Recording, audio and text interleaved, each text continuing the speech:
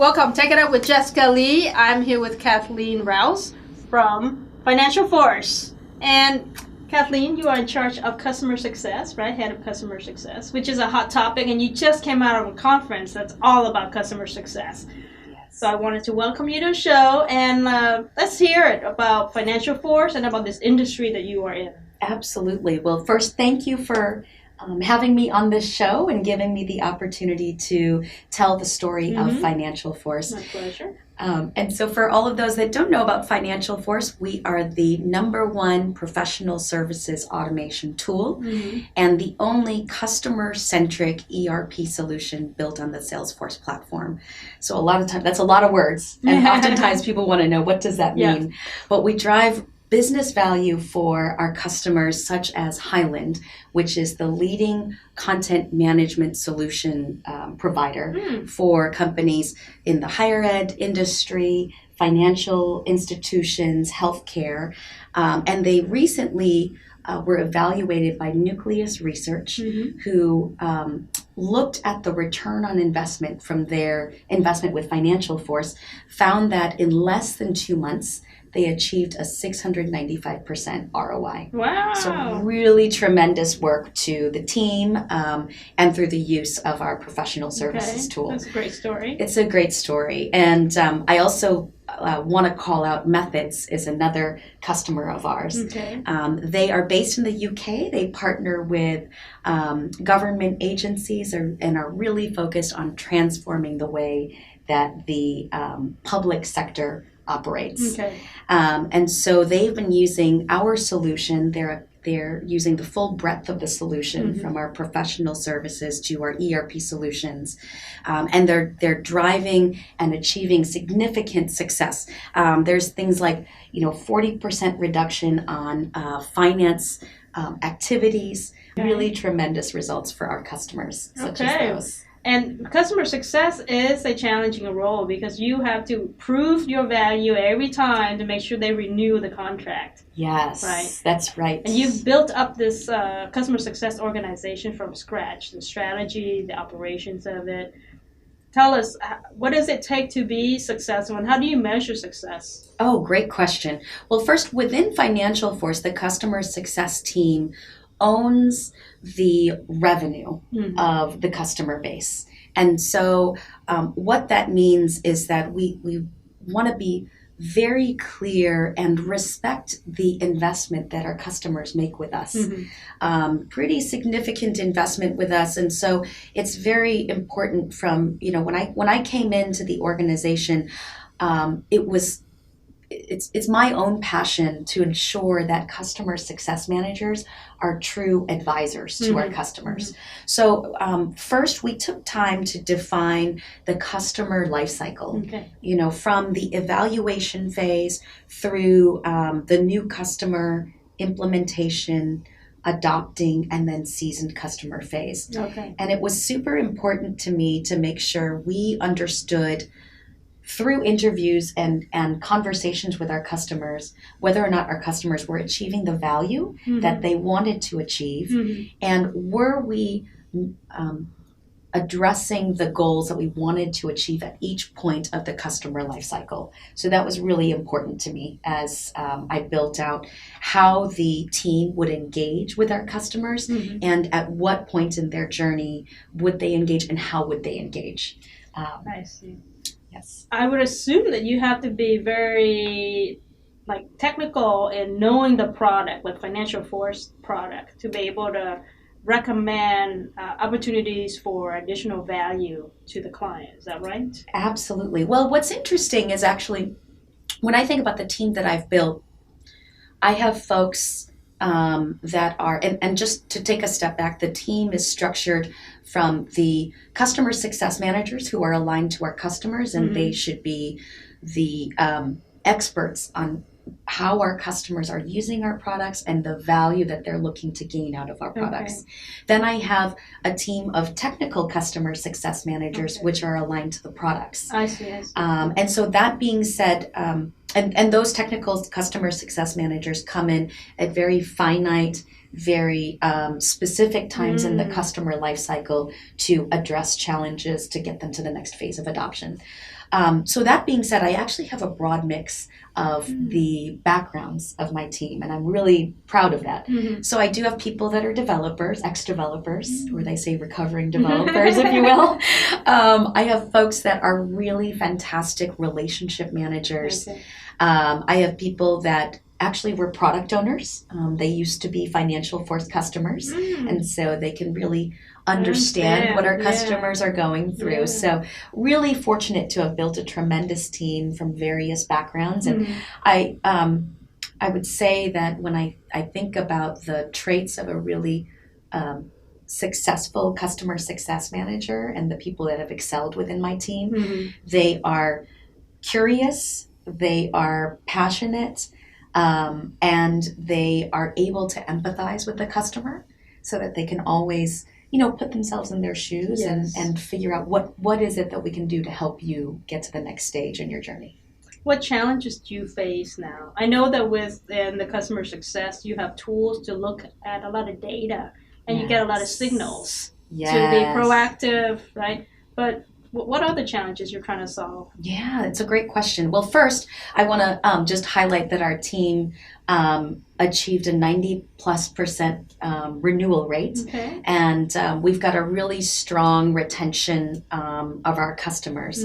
But, if I think about what our challenges are, it's actually just the large amount of data on our customers. So we use Gainsight. We of course use our products. We use PSA and financial management breadth of products, but all of that we're consolidating into a scorecard, which we've built within Gainsight. We're on version 2 of our scorecard, and it's all about trying to organize the data in a way that helps us understand the health of our customers so that our CSMs can know where they need to focus and why. So, like I said, we're on kind of V2 and we're looking at business value. We're looking at the likelihood to renew and the customer experience. And each of those attributes, if you think about business value, we're pulling in data around, how the customers are using the product, how extensively have they been assigning out the licenses that they've purchased. When you think about the likelihood to renew, it's what's the expansion opportunities, and what has been the activity from that aspect. Are they red, right? Is there a red account? And then from a customer experience perspective, we're looking at how is their interaction with support, how are they consuming the latest versions, etc. But there's so much data that, and I'll tell you, I have conversations with our sales leaders who each day they want to know this, we want to slice and dice the data in this different way, and how do we get it down and how do we make sure that we've got the right points of data that are going to drive the needle when we think about expansion opportunities with our customer base and to help our sales team grow our net new revenue as well. So those are some of the key challenges, is making sure that we can, serve up the data in a way that helps us to be intelligent about our customer base. I'm curious to know how customer success managers are incentivized to make sure that they are hitting these KPIs. Yes, absolutely. Well, I think that there are kind of, when you talk about incentives, there are a few aspects that we look at. We look at the renewal rates, and we also look at our expansion of our customer base. Okay. We're also focused on, again, I said there's a large group of my CSMs who are tasked with being the experts of our customers. Right. And so we're also focused on telling the customer success story well, whether that be through case studies or through being a speaker or through leading some kind of executive forum, whatever it may be. But when it comes down to what I have the team focus on, we are responsible for maintaining the revenue. And so that's the significant portion of how our CSMs, my CSMs, are comped. But do they get like bonus, or is it all fixed? No, it is through a bonus. Okay. Yeah, it's a great question. So, and I think it's important to ensure that, when you think about how you're incentivizing your CSMs, I want them to be more focused on customer success. Yeah.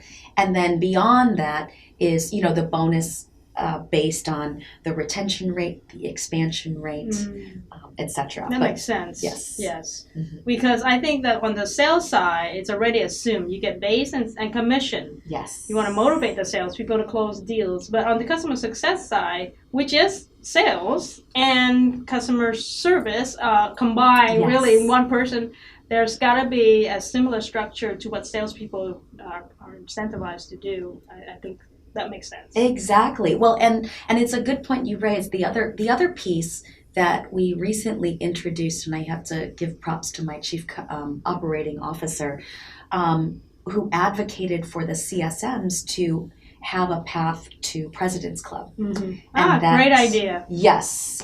So that was a fantastic way to really recognize the value that the customer success team brings to the organization, because there's a pretty significant amount of revenue that our team is responsible for. Yes. Okay, great. Let's talk about how you're working very closely with the product team, because I think that's very important. Yes. I am so passionate about, and I come from a background where customer success and product have partnered very effectively together. Mm-hmm. And I think that there's an opportunity for customer success to provide, I'll say the human telemetry to our product organization. And in ways, the customer success team is also kind of a gateway to our customer base. Mm-hmm. So one of the things that our chief product officer is really passionate about is driving really good alignment and a feedback loop with our customers. Right. And so product leadership and my team all work together to define a globally scaled product research process, if you will, or product engagement process. Because, I think that without having kind of visibility or a mechanism to kind of measure and provide a transparent way to see who you're interacting with from product organization, you can oftentimes get the same information over and over again from your customers.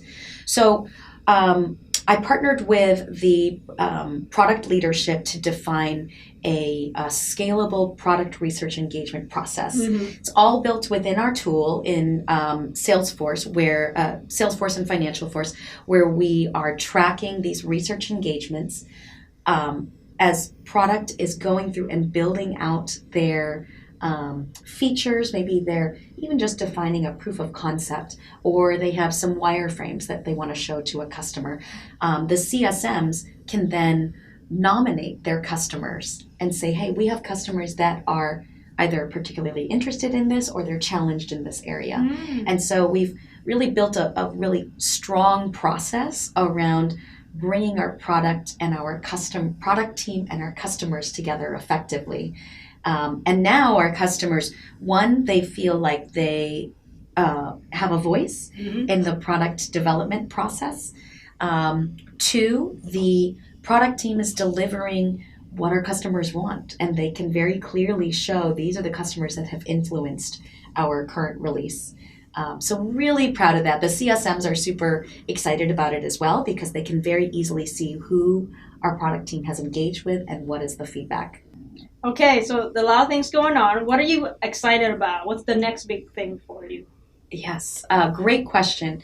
So the next big thing for us is to really refine and expand the customer success discipline across the entire organization. Okay. And so that means taking this one source of truth that we have around customer health, the renewal, retention, and expansion forecasting, and making that visible to the entire organization. So that's what I'm super passionate about. And that'll help to ensure that everyone understands how they fit around the customer's journey and how the customer is centered to everything that we do. So we're partnering with our finance, operations, sales team, etc., all around this one source of truth, Gainsight and Einstein Analytics. All right, that's great, because these are very important key metrics to drive company success and the growth of the company. So everyone needs to pay attention to that. Exactly. And by making it visible, they can see their impact. Exactly, exactly. So that's number one. And then number two is aligning or driving adoption and engagement, continuing to refine that throughout the customer maturity cycle. So I think that's the next phase of the customer life cycle is let's talk about that maturity model and where do our customers sit and how can we get them to that next level. And that's really excited to partner with really across the entire organization again. Product, sales, marketing, support, services. So really, and giving a view of that to our customers as well as to our CSMs, right? So having that ability for our customers to be able to see, here's where I am today, and here's where I need to be, and here's how I'm going to get there. I think one of the common denominator of all these departments that you talk about, as you talk about sales, marketing, and customer success, is the knowledge, like the product knowledge that you need to feed these different audiences. Yes, absolutely. It's the product knowledge. It's how our customers are using the product to gain the value and realize the value of why they originally intended to purchase Financial Force. Excellent. Yes. Well, it's been a pleasure to have you here, Kathleen, on the show to share with us your thoughts on customer success. And I know that you just attended the industry event of customer success, so it's great to have you share what's going on. Yes, thank you. There you have it, folks. Take it up with Jessica Lee, Kathleen Rouse from Financial Force.